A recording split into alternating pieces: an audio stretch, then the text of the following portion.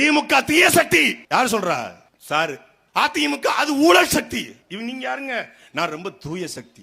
திமுக தீய சக்தி, Kalaignar Karunanidhi role model. AIADMK ஊழல் சக்தி, ஜெயலலிதாவும் role model. MGR role model, Kalaignar role model, Jayalalithaa role model. AIADMK ஒழிக்கணும், திமுக ஒழிக்கணும். டேய் யாரா நீ? முதல்ல விஜய் வீட்டை விட்டு வெளியே வா, விஜய் வீட்டை விட்டு வெளியே வா அப்படின்னு கூப்பிடுறாங்க.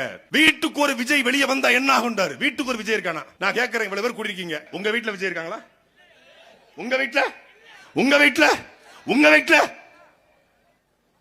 ஏண்டா வீட்டுக்கு ஒரு விஜய் இங்க தேவையில்லடா.